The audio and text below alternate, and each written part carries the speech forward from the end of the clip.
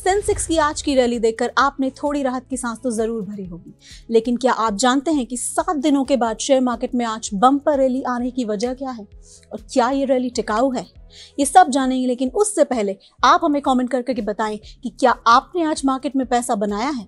इस तेजी से ट्रेडर्स को खुशी तो है, लेकिन सब जानना चाहते हैं कि आखिर इस तेजी की असली वजह क्या है।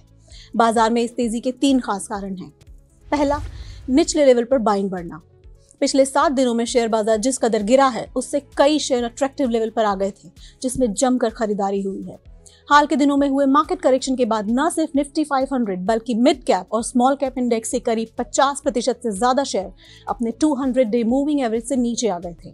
अगर नंबर में देखें तो ऐसे 400 से भी ज्यादा शेयर्स थे। जब सस्ते में अच्छा माल मिलेगा तो कोई भी उठा लेगा, और हुआ भी ऐसा ही। निवेशकों ने जम के खरीदारी की और सेंसेक्स में 1000 पॉइंट की तेजी आ गई है। निफ्टी का रिलेटिव स्ट्रेंथ इंडेक्स भी सोमवार को 30 से नीचे चला गया था, जो बाजार के ओवरसोल्ड जोन में होने का संकेत देता है। एक्सेस सिक्योरिटीज के रिसर्च हेड अक्षय चिंचलकर ने रॉयटर्स को बताया कि इस तरह की गिरावट और ओवरसोल्ड जोन के बाद बाजार में हमेशा शॉर्ट टर्म में एक तेजी देखने को मिली है, और आज जैसी तेजी आई है उसकी पिछले कुछ दिनों से उम्मीद की जा रही थी। हालांकि चिंचलकर ने कहा कि ऊंचे वैल्यूएशन, कमजोर अर्निंग ग्रोथ और एफआईआई बिकवाली को देखते हुए हम नियर टर्म में अभी भी सतर्क रुख लेकर चल रहे हैं। दूसरी वजह है एफआईआई की बिकवाली में कमी। विदेशी निवेशकों की रिकॉर्ड तोड़ बिकवाली अब धीमी पड़ती नजर आ रही है। सोमवार 18 नवंबर को उन्होंने शेयर बाजार के करीब 1400 करोड़ रुपए के शेयर नेट सेल किए थे।